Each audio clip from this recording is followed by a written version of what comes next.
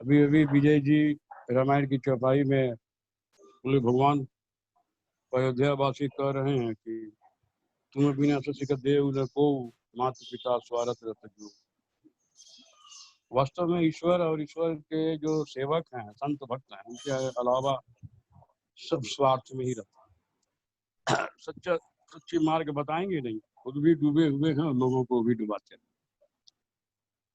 बार भागवत के 11वें स्कंद के 19वें अध्याय में उद्धव जी ने भगवान से पूछा है कि प्रभु सच्चा भाई बंधु कौन है। तो भगवान ने कहा कि देखो भाई, सच्चा भाई बंधु मैं, सच्चा भाई बंधु गुरु होता है और वो गुरु मैं हूं। क्या भगवान ने कहा है कि यदि मेरा दर्शन करना हो तो मेरे संतों का तुम दर्शन कर। कि संसार में संत के रूप में मैं ही विचरण कर रहा हूँ।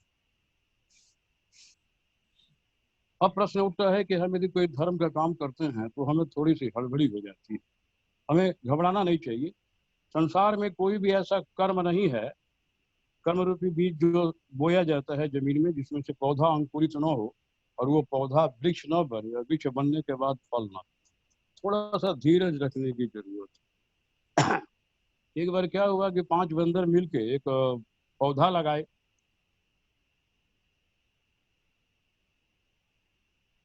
पौधे के पास पहुंच गए और पांचों ने देखा कि इसमें तो फल लगा नहीं। अब फल नहीं लगा है तो सब क्या किए कि जड़ को खोदना चालू। मिट्टी को खोदते खोदते खोदते जड़ ही उखाड़ के सौंपे, मैंने पेड़ में उखाड़। तो वही हाल हम लोगों की है। थोड़ा सा धीरज रखना चाहिए। संसार में कोई भी ऐसा कर्म नहीं है जिसका फल नहीं। जैसे कोई भी आप जमीन में बीज बोइएगा, धान का, गेहूं का, चने का, तो वो थोड़ा समय लेता है अंकुरित होने में। अंकुरित होकर फिर वो पौधा बनने में, पौधा से वृक्ष बनने में, वृक्ष बनने के बाद वो फल देता है। कुछ कुछ पेड़ तो ऐसे होते हैं कि उनको अंकुरित होने में 6 महीना लगता है। जैसे ताड़ वगैरह के जो वृक्ष हैं, ये अंकुरित होने में 6 महीना, 1 साल लग जाता है। तो हम लोग को थोड़ा धीरज से काम लेना चाहिए। बाकी थोड़ी सी एक चीज और मैं यहाँ कहना चाहूंगा। ये इस बात को आप लोग जानते ही हैं कि समय है अभी, कि थोड़ी से ये जो कई पीढ़ियों का जो बनाने का हम लोग ठेका लेके बैठे हैं, थोड़ा इसको कम करना चाहिए। एक बार एक राजा ने अपने मंत्री को आदेश दिया, भाई हमारे राज्य में कितनी संपत्ति है जरा हिसाब करके। तो मंत्री ने पूरा हिसाब करके बताया कि हुजूर 21 पीढ़ियां आपकी बैठ के खा सकती। आपके पास इतना धन संपत्ति है कि 21 पीढ़ियां बैठ के खा सकती। अब राजा को चिंता होने लगा कि भाई मेरी 22वीं पीढ़ी क्या खाएगी, 23वीं पीढ़ी क्या खाएगी, 25वीं पीढ़ी क्या, 30वीं पीढ़ी क्या खाएगी। अभी इसका उसका चिंतन होने लगा और चिंता करते करते करते वो धीरे धीरे बीमार पड़ने लगा, बीमार पड़। अब कोई भी वैद्य आए, कोई भी डॉक्टर आए, लेकिन उसका रोग, रोग के ऊपर दवा काम ही ना करे। कोई रोग हो तब तो दवा काम करे, तो मनोरोग है। अब वो ऐसा बीमार पड़ गया कि बिस्तर से उठना भी उसका मुहाल हो गया। मंत्री ने देखा कि भाई राजा साहब अब राजपाट संभाल नहीं रहे हैं, कोई और आदेश दे नहीं रहे हैं, तो सारा राजकाज ठप पड़ गया है। अब मंत्री के मन में आया कि भाई क्या किया जाए, क्या किया जाए। तो उसी राज्य में घूमते घूमते एक फकीर पहुंचा।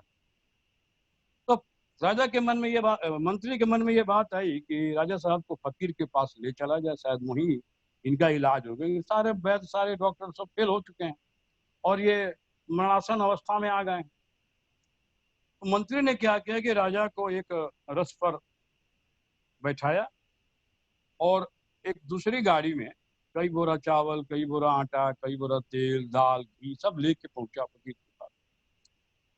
फकीर के पास जब पहुंचा तो राजा का हालचाल बताया कि प्रभु इनको 22वीं पीढ़ी, 25वीं पीढ़ी, 30वीं पीढ़ी की चिंता पकड़ी है और उसी का चिंतन करते करते आज इनकी ये अवस्था। तो इनका कोई इलाज बताइए। तो फकीर ने कहा, संत ने कहा कि भाई इनको कल लेके आओ, इनका इलाज आज मैं नहीं करूँ, कल मेरे पास नहीं। तो मंत्री ने कहा कि भाई जो आज सामान मैं लेकर आया हूँ वो सामान आप ले लीजिए। ये आटा, चावल, दाल, गेहूँ राजघराने से आया है। तो संत ने कहा कि देखो भाई, मैं एक वक्त भोजन करता हूँ और एक वक्त सबसे पहले जो मुझे दे के जाता है 200 ग्राम, वही मैं लेता हूँ। बस उसी को बना के खाता हूँ और फिर दूसरे दिन लेता हूँ। तो कल तुम सबसे पहले अगर आ जाओगे तो तुम्हारा लेंगे, नहीं आओगे तो फिर लौटा देंगे। अब ये बात राजा के कान में पड़ी थी, फकीर की ये बात। अब वो घर आते समय यही चिंतन उनके बार बार में चल रहा था कि एक ये फकीर चंद है, इसको सुबह खा रहा तो शाम को चिंता नहीं है, और हमारे पास 21वीं पीढ़ी तक का है, तभी हम 22वीं पीढ़ी, 23वीं पीढ़ी और 25वीं पीढ़ी की चिंता में। घर आते आते आते आते वो शाम होते होते 50% ठीक हो गए थे। दूसरे दिन मंत्री ने कहा कि हुजूर चला जाए, तो राजा साहब ने कहा कि नहीं, अब जरूरत नहीं, मेरा दवा इलाज कल ही हो गया। जैसे ही उनका चिंतन बदला, बस वैसे ही वो पूरा ठीक हो गए और स्वस्थ हो गए।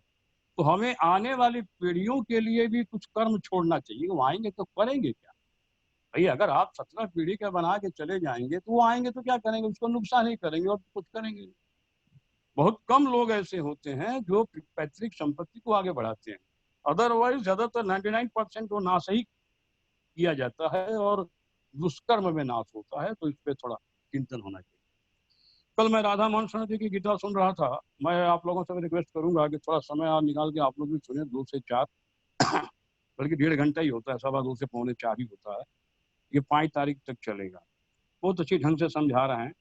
कल उन्होंने कर्म, ज्ञान और भक्ति के मार्ग पर कुछ बड़ा बहुत सुंदर ढंग से समझाया, जो उस इसको ठीक ठीक से हम लोग भी नहीं जानते थे। तो कर्म मार्ग ये बताए कि जैसे जो कुछ हम अपने लिए कर्म करते हैं वो है कर्म। संसार में जो कुछ खुद को अपने में लगाने के लिए, अपने पाने के लिए, अपनी इंद्रियों को तृप्त करने के लिए जो हम करते हैं वो है कर्म। लेकिन वो कर्म जब पूरा का पूरा दूसरे के लिए हो जाता है तब वो होता है योग। वो कर्म योग कहा जाता है। यानी कर्मयोग की विधि से हम मतलब ये बता रहे थे कि जैसे हमारा संसार है, संसार पंचभूत का बना हुआ। ये प्रकृति जो है, जो 3 गुण से बनी हुई है, ये पंचभूत कहिए या प्रकृति त्रिगुण से बनी हुई है, पंचभूत से बनी। इस त्रिगुण से हमारा शरीर भी बना हुआ है, पंचभूत से बना हुआ है। तो कर्मयोग का सीधा सा मतलब ये हुआ कि इस शरीर की पूरी सेवा हम संसार में लगा दें। तो जब हम शरीर की सेवा में लगा दे रहे हैं तो शरीर से अलग आत्मा अलग हो जा रही है। और ज्ञान मार्ग का बारे में बताए कि जैसे ज्ञान मार्ग में और कर्म मार्ग में थोड़ा सा अंतर है। ज्ञान मार्ग केवल विचार का विषय है। कर्म मार्ग में शरीर को, संसार को दिया जा रहा है, आत्मा को अलग किया जा रहा है। लेकिन कर्म ज्ञान मार्ग में मैं आत्मा हूँ ये सोचा जाता है, मैं शरीर नहीं हूँ या शरीर मेरा नहीं। अर्थात यहाँ शरीर को छोड़ा जा रहा है, यहाँ आत्मा को अलग किया जा रहा है। शरीर छूट रहा है, वहाँ शरीर छोड़ा जा रहा है तो आत्मा अलग हो रही है। ये हुआ ज्ञान मार्ग, अर्थात ये विचार का मार्ग। और कर्म कर्म मार्ग जो है वो क्रिया का मार्ग, क्रिया करनी पड़ती है और इसमें विचार करना पड़ता है, ज्ञान मार्ग। भक्ति का बताए कि जैसे हम भगवान को समर्पण अपने आप को कर अपनी इच्छा को इच्छा भगवान में मिला दिए तो वहां पर क्रिया भी समाप्त हो जा रही है और विचार भी समाप्त हो जाए। वहां न तो कर्मयोग की जरूरत है न ज्ञान योग की जरूरत। ये दोनों के दोनों वैसे ही छोड़ दिए जा रहे हैं, क्योंकि विचार की जरूरत ही नहीं है। हम जो भगवान में अपने आप को मिला दिए तो इसमें फिर विचार करने की आवश्यकता नहीं और क्रिया इसमें होती रही, क्रिया की आवश्यकता ही नहीं। अब इसके बाद जो कुछ करना है वो भगवान को ही करना है। ये समर्पण भाव। हमारा सब कुछ हो रहा है लेकिन थोड़ा सा ये बार बार मैं कहता हूँ, जैसे बार बार गीता के 18वें अध्याय का वो श्लोक बार बार यहाँ उद्धृत किया जाता है। इसमें भगवान ने कहा है सर्वधर्मान प्रत्यजमाम्येकम शरणं व्रज। लेकिन इसी श्लोक के पहले भी भगवान ने 12वें अध्याय के 8वें श्लोक में कहा है। इस श्लोक पे ज्यादा जोर देना चाहिए हम लोगों को, क्योंकि अर्जुन तीसरे अध्याय से ही भगवान को कह रहा है कि भैया आप मेरे गुरु हैं, अब मैं आपका शिष्य हूँ, मैं आपका शरणागत हूँ, जो मेरे लिए उचित हो आप कहिए। तो भगवान ने कहीं भी कंफ्यूजन एराइज नहीं किया, कहीं भी दुविधाजनक बात भगवान ने नहीं किया। भगवान ने हमेशा कहा कि युद्ध कर, क्योंकि उस समय का कर्म वही था अर्जुन का। अर्थात संसार में से भागने का उपदेश भगवान नहीं दे रहे हैं। नहीं तो अर्जुन ने कहा कि सबको मारेंगे, पाप लगेगा, इससे अच्छा है कि जंगल में चल के और वनवासियों का जीवन बिताया जाए, भिक्षा मांग के खाया जाए, शरीर का पोषण किया जाए। तो भगवान ये बोलते हाँ हाँ इतने रक्तपात की क्या जरूरत, चलो चलो संसार में वहीं जंगल में कीर्तन भजन किया जाएगा और वहीं मांग मांग के खाए। भगवान ने पग पग पर केवल कर्म की शिक्षा दी है। संसार भागो मत, संसार कर्म करने का जगह है, कर्म करो। ये अर्जुन को बार बार ये इस बात को भगवान में कहीं भी कंफ्यूजन नहीं है। भगवान हमेशा कह रहे हैं कि मन की दुर्बलता को त्याग कर तो युद्ध कर। लेकिन अर्जुन अपनी बुद्धि और का त्याग नहीं कर रहा है। सब कुछ मान कर रहा है कि हाँ आप मेरे गुरु हैं, लेकिन अपनी बुद्धि का इस्तेमाल वो कर ही रहा है। तो गीता के 12वें अध्याय के 8वें श्लोक में भगवान ने जो कहा है उस पर ज्यादा ध्यान देना है। भगवान ने कहा है कि मैं एव मन आधत्स मयि बुद्धि निवेशय निवस्यसि मैं बताओ ध्रुवम न संति। भगवान कहते हैं कि अर्जुन तू मन मुझे दे, बुद्धि मुझे दे, दो चीज मुझे दे, इसके उपरांत तू मुझ में ही निवास करेगा, इसमें कोई भी संशय नहीं, कोई दुविधा नहीं। यानी हम मन बुद्धि भगवान को दे रहे हैं तो हमारी स्थिति भगवान में ही हो जाती है। इस बात को गीता में भगवान ने एक जगह और कहा, यह उत्तरजित सर्गो ये सामे स्थिति मना निर्दोषों समम ब्रह्म तस्मात् ब्रह्मणि ते स्थिति। भगवान कहते हैं कि जिनका मन समभाव में स्थित हो गया है अर्जुन, जिनका मन समभाव में स्थित है, उसने जीते जी सारे संसार को जीत लिया। इसलिए कहा जाता है कि दूसरे को जीतने हम न चले, अपने मन को जीते, सारे संसार को हम जीत लेंगे। लेकिन अपने मन को न जीत कर हम अगर सारे संसार को जीतने चले, हम किसी को नहीं जीत सकते हैं, ये आप लोग। तो भगवान कहते हैं कि अर्जुन जिनका मन समभाव में स्थित है, हमेशा रहता है, जीते जी सारे संसार को जीत लिया है। और चूंकि ईश्वर भी सम है, निर्दोष है और सम है, इसलिए उसकी स्थिति ईश्वर में ही है। अर्थात लास्ट में न जाके यदि हम भगवान के बात पहले ही मान लें तो हमारा उतना टाइम वेस्ट नहीं होगा। जैसे अर्जुन, देखिए अर्जुन, गीता में भगवान ने स्पष्ट कहा है कि पांडवों में मैं अर्जुन हूँ, विष्णु वंशियों में मैं श्री कृष्ण हूँ। भगवान और अर्जुन ये दोनों जानते थे। जैसे अर्जुन जब भगवान को मांगने गया था युद्ध के पहले, तो अर्जुन को पता था कि हमें किससे युद्ध करना है, ऐसा नहीं है। अब चूंकि संसार को कृष्ण अवतार में भगवान ने कुछ दिया नहीं था, तो उनके मन में ये विचार आया कि भाई हमारा आना व्यर्थ हो जाएगा। तो वही एक उचित स्थान मिला कि अर्जुन और भगवान दोनों मिलकर ये गीता रूपी अमृत को प्रकट करना था, वो हम लोगों को देना था। तो अर्जुन के मन में ये बात आई, तो अर्जुन के द्वारा ये भगवान ने हम लोगों को याद दिलवाया है कि संसारी मनुष्यों में तर्क वितर्क कुतर्क ये हमेशा भरा रहेगा, वो अंत तक भी नहीं मानेगा। इसलिए अर्जुन ने उतना तर्क करते गए। अर्जुन में समर्पण की भावना शुरू में ही थी, लेकिन गीता इतनी लंबी नहीं होती। तो ये हम लोगों के लिए किया गया, अर्जुन को कहीं डाउट नहीं।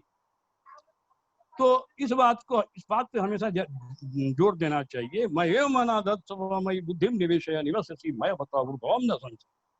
भगवान कहते हैं मन मुझे दे, बुद्धि मुझ में दे, इसके उपरांत तुम्हारा और कुछ हमें नहीं चाहिए। तुम्हारे मन बुद्धि के अतिरिक्त हमें कुछ नहीं चाहिए, और ये हमें दे देते हो तो समझ लो कि तुम्हारा कंट्रोलर, तुम्हारा गाइड, पथ प्रदर्शक मैं बन जाता हूँ। तुम्हें गलत दिशा में मैं जाने ही नहीं। लेकिन हम घूम फिर के हम लोग के रिकॉर्ड की सुई एक ही जगह आ जाती है, बस यही गड़बड़ हो जाता है। भगवान ने स्पष्ट कहा, बहुत बहुत क्लियर कट अर्जुन से कहा है, मन की दुर्बलता को छोड़ के युद्ध कर। भगवान ने कहीं भी दुविधाजनक बात नहीं की। फिर भी अर्जुन कहता है कि नहीं, जो मेरे लायक हो वही, और मेरे अच्छे लायक हो वही आप मुझे कहिए, दुविधा से निकालने के लिए। भगवान तो क्लियर कट कह रहे हैं कि तू युद्ध कर, लेकिन दुविधा उसके अंदर है, भगवान में कहीं भी दुविधा नहीं।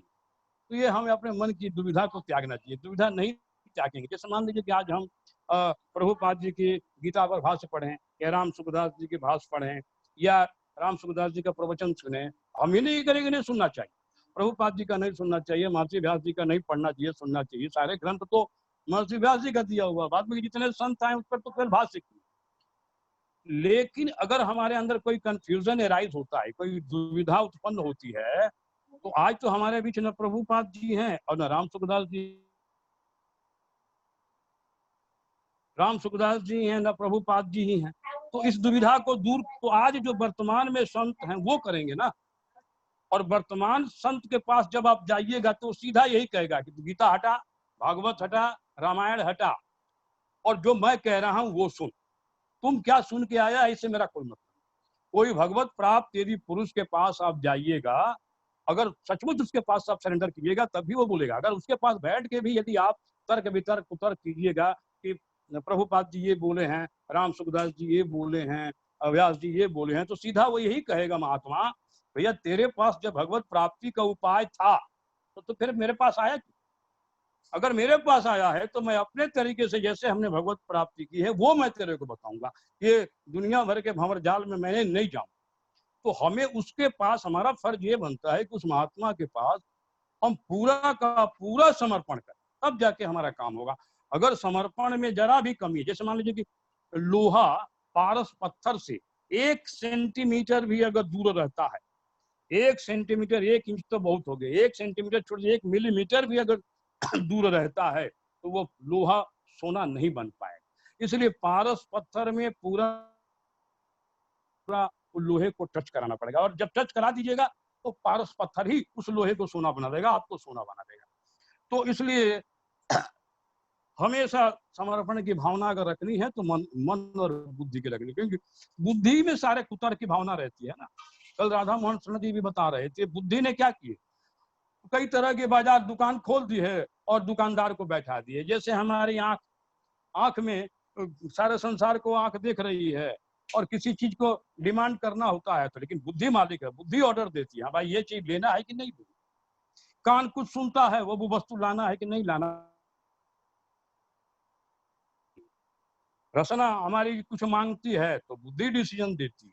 यानी बुद्धि जो है वो मालिक है, सारा दुकान सजा के बैठी हुई है। बुद्धि जब तक उपराम नहीं होगी और तब तक हमारा काम नहीं होगा। इसलिए बुद्धि को उपराम करने के लिए सबसे पहले क्या होता है कि जब हम भक्ति करते हैं तो ये कहा गया है ना कि जड़ वस्तु से सूक्ष्म जो है वो इंद्रियां होती है, इंद्रियों से सूक्ष्म मन है, मन से सूक्ष्म बुद्धि है, बुद्धि से सूक्ष्म आत्मा है, और आत्मा से भी सूक्ष्म परमात्मा। तो ये विषय जो है वो इंद्रियों में नहीं बैठ सकते, क्योंकि इंद्रियां सूक्ष्म, इंद्रियों से मन सूक्ष्म। तो जब हम भक्ति करते हैं तो भक्ति करने से क्या होता है, कामनाओं का जब त्याग करते हैं तो मन चंचलता छोड़ता है। मन जब चंचलता छोड़ता है तो मन में संकल्प विकल्प बंद होता है, और उसी समय बुद्धि भगवान से युक्त होती है। देखिए, बुद्धि जब तक संसार में कर्मों में लगी रहती है तब तक वो बुद्धि है, लेकिन बुद्धि में जब भगवत चिंतन चलने लगे, बुद्धि में जब भगवान की बातें अच्छी लगने लगे, सत्संग अच्छा लगने लगे, बुद्धि फिर उसका चिंतन करने लगे, तो वो बुद्धि योग।